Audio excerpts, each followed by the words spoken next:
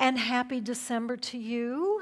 I only get to wear this outfit in December. It's a kind of thank you. And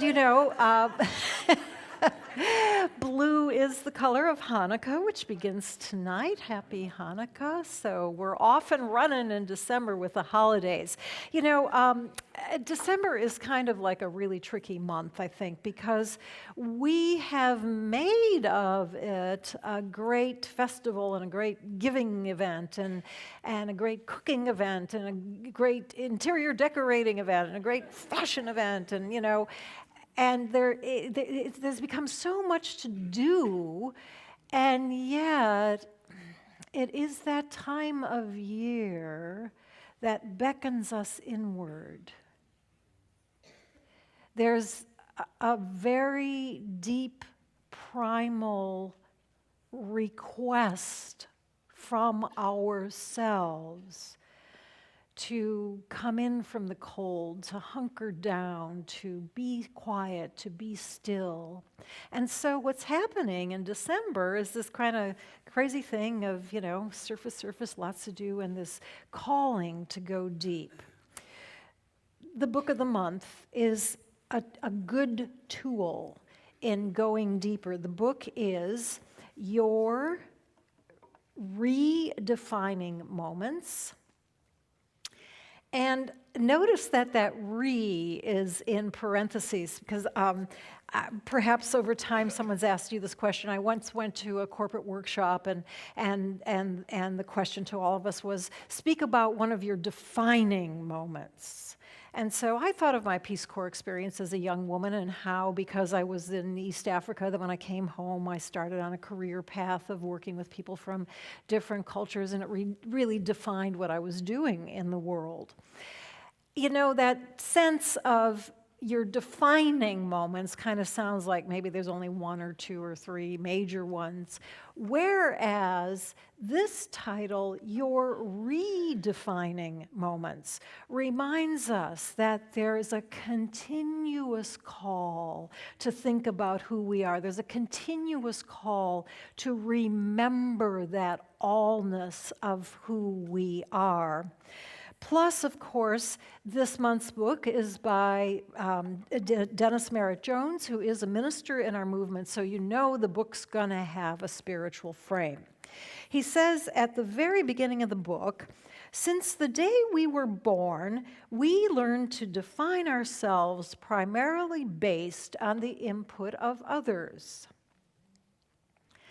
Yeah, I see some nods, and how long it takes us to notice, oh, that old thought, where did that come? I never, who told me? She told me that. So that noticing that over the overlay of our true selves, there's been a lot of other ideas about who we are, mostly coming from other people. And he says, as a result, we may have defined ourselves in a limiting way. I find that a very kind way to put it. We may have defined ourselves in a limiting way.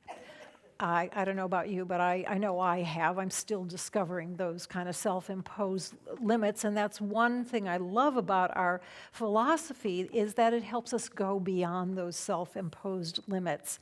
One of the early ministers in our movement, Reverend Raymond Charles Barker, a student of Holmes, colleague of Holmes, said this: you are the unlimited creation of an unlimited source that is forever giving to you unlimited ideas, possibility, and potentialities. For a moment, I felt like I was starting to channel him. Let me say that again. You are the unlimited creation of an unlimited source that is forever giving to you unlimited ideas, possibility, and potentialities. And so the book of the month then does help us look beyond the way we've previously defined ourselves and consider, who are we really? Who are we now? And once again, who are we now?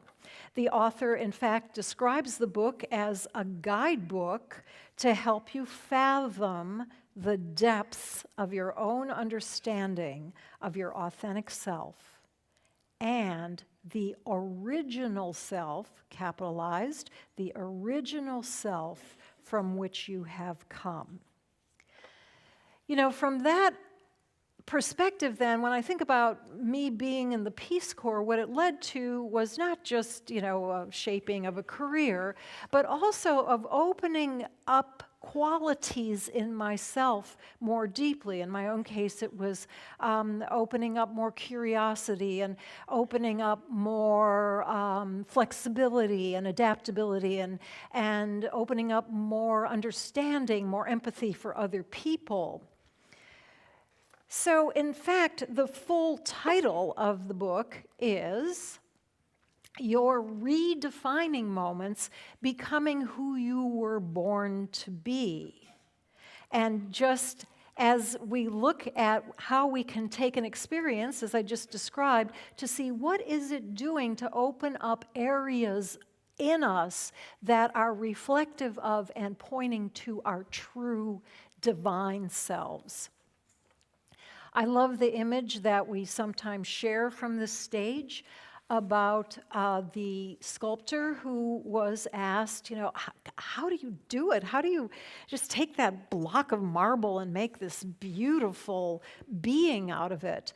And the sculptor's reply was that when he looks at a slab of marble, he doesn't see the slab of marble, he sees the being that is in it, that wants to emerge, that wants to be expressed. And so his job then is to simply chip away anything that does not belong to that being so that that being can be revealed. And what I love about it is such a great reminder of what the spiritual path is about, which is not, when we think of growth, it's not like we're, God made us and so out of clay, and so let's put some more clay on so we can grow, but rather it's about releasing those things that are not needed. So clearly, this book is not a be-all-you-can-be self-help book, but it's a spiritually based book to remembering the divine being that you are and expressing your divine creativity from that understanding. I was playing with that word, redefining, and other possible words, we could say your refining moments, or even your refinding moments. So we begin today with chapter 4, actually, and the title of the talk, and like the chapter, is Signs That a Redefining Moment Lies Ahead.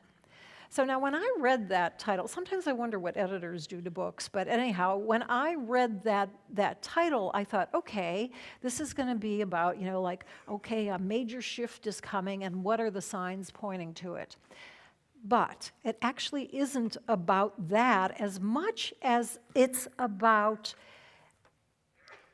relaying the message that if we are mindful, we'll see that life is constantly presenting us with opportunities to remember who we are, our divine being, our divine purpose. Life presents in ongoing ways ideas, events that can serve as portals into knowing who we are. So actually, I think what we're looking at today is more accurately opportunities for rediscovering ourselves. Those moments when, if we're mindful, we can discard what is not true about ourselves and allow who we truly are to emerge. As we look at this material, I want to keep two fundamental principles in mind. You've heard me say that first one before. We are part of God like a wave is part of the ocean. And the reason I bring it up to keep in mind today is, number one, because I, and perhaps you, grew up so immersed in that idea of an outside God that I still need every opportunity I can get to remind myself that it's not some outside thing who has created me. It is my very essence. It is that within which I am immersed.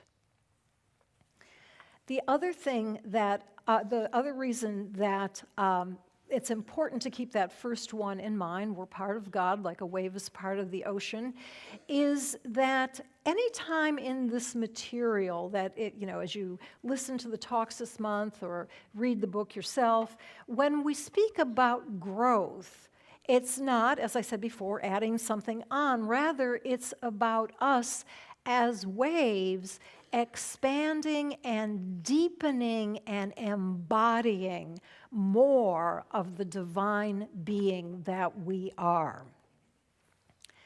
Second principle to keep in mind, we live in a universe that is for us. Now, I know this is not news. You hear that here all the time. We live in a universe that is for us. But I'm just very struck at the me before I walked in that door originally and the me now, because I didn't know the universe was for me. Sure didn't seem that way. It seemed like it was for those other people who were getting rich and blah, blah, blah, blah, blah, blah. So to find out that the universe is conspiring for me was a big revelation. And since I found that out, I've been finding evidence, including this outfit.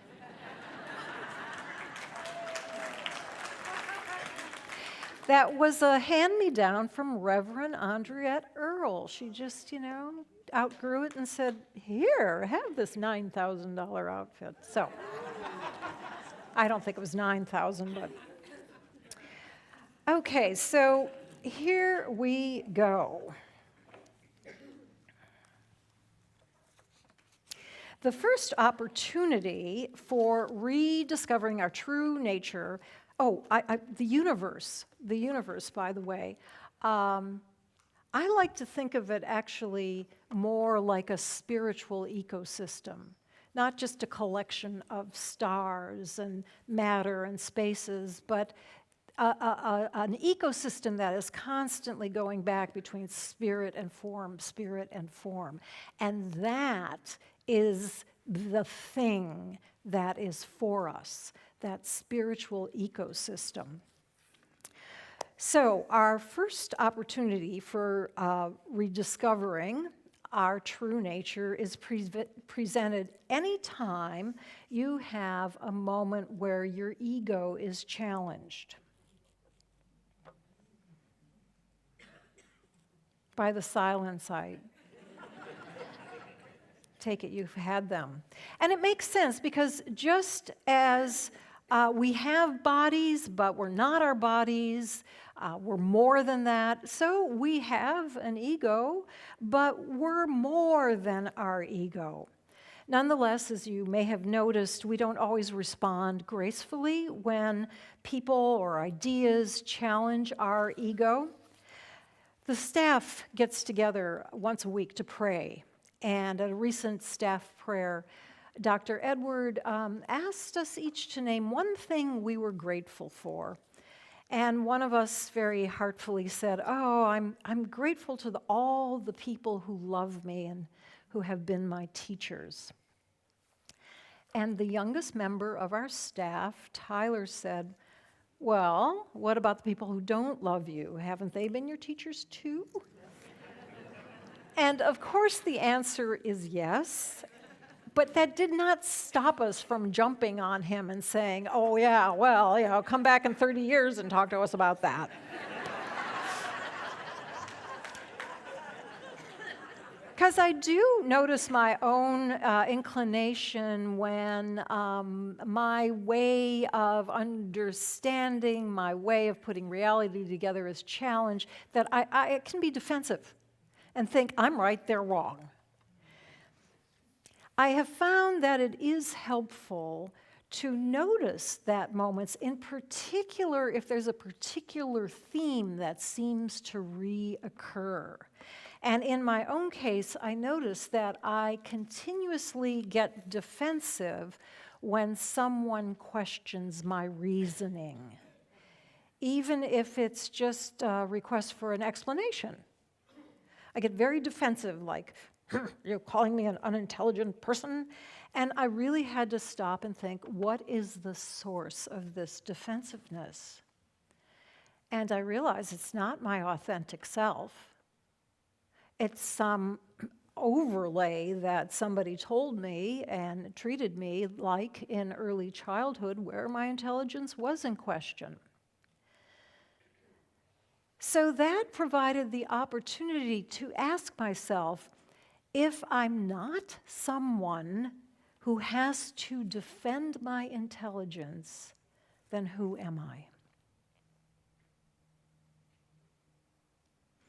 And one answer that comes up for me is I am an expression of divine intelligence, that same intelligence that created everything. Sometimes when I pose that question, if I am not someone who has to defend my intelligence, who am I? I am an expression of divine intelligence, that same intelligence that lives in everyone around me. Perhaps you might like posing this question to yourself if there's something that you notice you've been defending. Maybe like me, it's your intelligence, maybe it's something else. The question is, if I'm not someone who has to defend then who am I?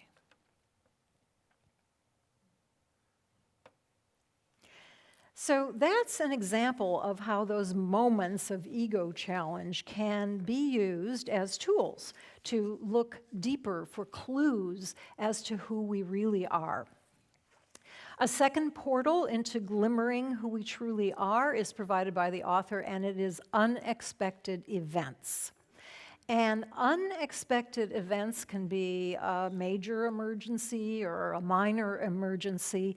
In responding to emergencies, you'll know that people often report that they realized a place of calm, a center of calm that they didn't know existed in them. And the truth is, it does exist. It is there. It's always there. And it continues to exist even in non-emergency situations. I had an experience that was quite astounding to me at the time. I had a mechanical breakdown on the freeway, and I noticed myself simultaneously being in a panic and running around doing things and thinking of what I should do, and simultaneously knowing at a very deep level that all was well. And it was interesting to me to be having both of those very different experiences at once, panic and knowing all is well. This glimpse of my true self in that moment, that knowing that all is well, has stayed with me and actually comes to me from time to time in moments of stress and busyness. So the question then I think to consider for all of us is, have you ever been surprised into discovering a deeper part of your being? Have you ever been surprised into discovering a deeper part of your being? The third opportunity for rediscovering our true selves, discontentment. The author points out that if we're not satisfied with something, for example, a situation we're in, if we just grumble about it, he refers to that as discontent. But if we see it as an indication that we're being called forward to do something else, to be something else, if we're mindful and we notice that, that he refers to as divine discontent. I don't know about you. When I'm discontent, I like to pretend it's divine discontent. However, I do fall prey to that tendency to resist change. That way that we can actually ignore discontent or even deny discontent. In my 30s, I had a part-time job as a legal secretary, and as a big downtown San Francisco firm, and I actually, I did not like the job, and I ignored that. I was in graduate school, and it was good money helping get me through graduate school. And so I just ignored how I didn't like the job and just, carried on until one day the head of human resources called me in, invited me to sit down, and she had a list which were the reasons my boss didn't want to work with me anymore. And the list, in my mind, I think she maybe had scribbled it on a receipt or on a, like an accounting tape. But in my mind, it's become this scroll of things that just went on and on that, I just couldn't believe them. She's saying, what? I do what? I do what? Gratefully, the head of human resources also offered me a job elsewhere in the firm, but I was still mystified by this disconnect of how could this person think I'm all this, good old me? How could they be saying all this about me? So I, at the time, was seeing a Jungian therapist, and she pointed out, when I went in there and I said, this really unfair, unjust, totally puzzling thing has happened to me, and I described it, she said, you know what it is? It's your unconscious taking care of you. Meaning that even though my conscious mind was denying the fact that I did not like my job, apparently, unbeknownst to my conscious mind, my unconscious mind was up to some things that ensured that I was removed from the job. This, by the way, is one of those times that show me that we do live in a spiritual ecosystem that's for us. So it seems that when we're discontented, we're at a choice. We can either consciously recognize it and do something about it, or we can unconsciously let events just have their way with us. Reverend Michael Beckwith says that at those times, for your own good, for your own growth, when it's time to move, if you don't move, spirit will evict you.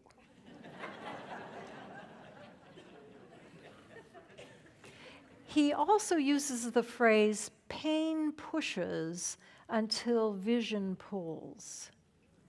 And I know that's been true in my experience. I can sit someplace, I can ignore my body until something's hurting, and I go, oh, I guess a little self-care might be needed here. So that idea that if we're not doing what we need to do, then the pain that results will propel us forward. The option is to go through life always asking, what's next, what's next, what does Spirit want to express through me now? That is the optional way to grow. The author actually gives us two ideas. When I hear that pain pushes, I understand that, until vision pulls. I go, okay, well, let's see, how do we do that? Spiritual mind treatment, now that's a good idea. The author actually offers two more. One is to pay attention to your first time experiences.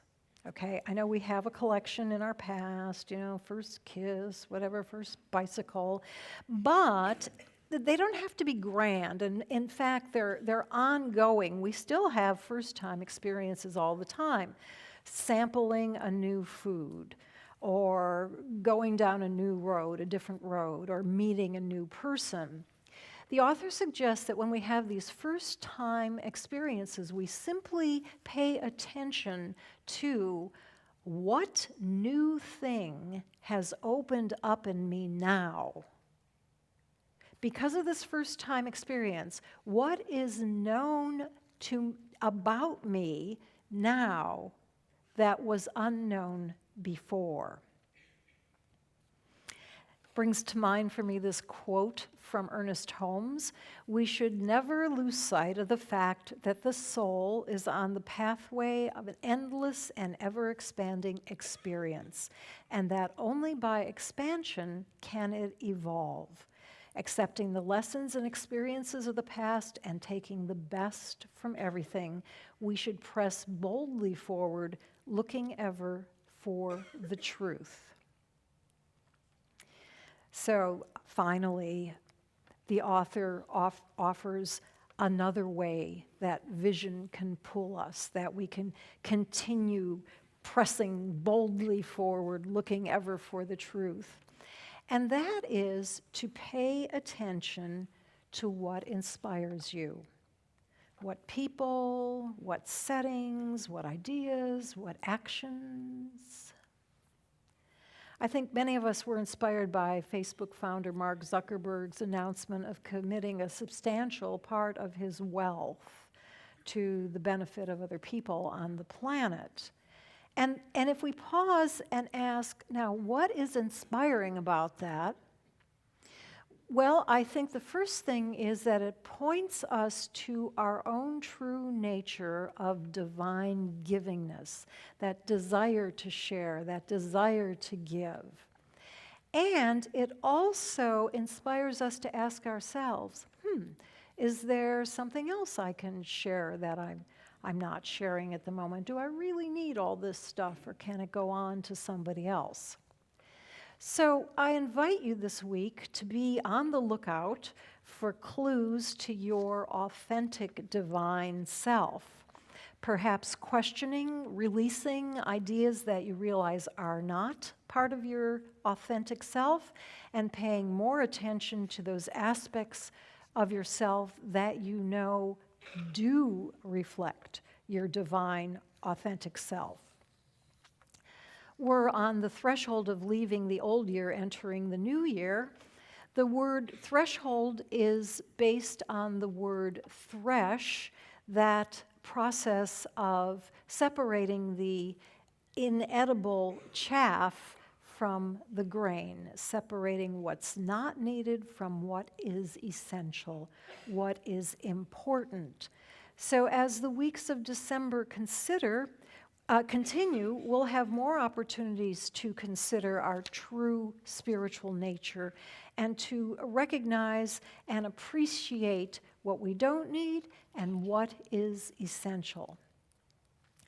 As I close today, I'd like to share with you some of the lyrics from the song "I Am" by Kirtana. I invite you just to relax for a moment and take in anything that resonates with you from this.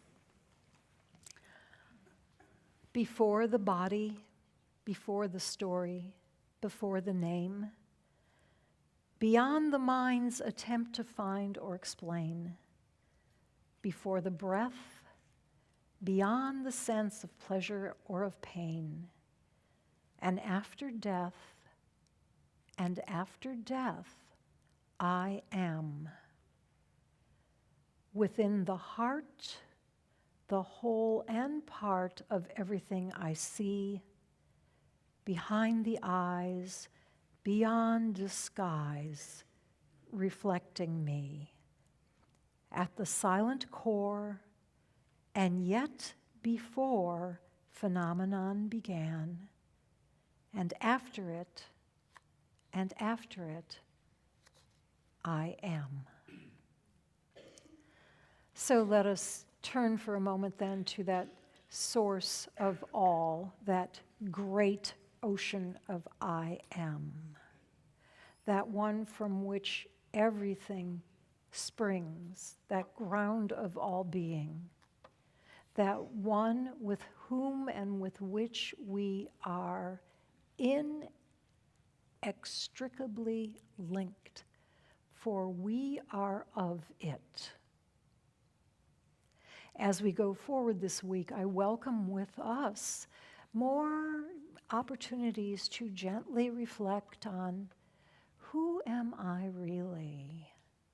Knowing in faith and confidence that because we are one with the Divine One, that the answer can only be good, that the answer can only be a blessing presence to myself and to others. I welcome with us that ability to see beyond surface and to sense the depth of the presence of spirit in this moment and this moment and every moment. For this I give great thanks as this word is released, and together we have the opportunity to say, and so it is.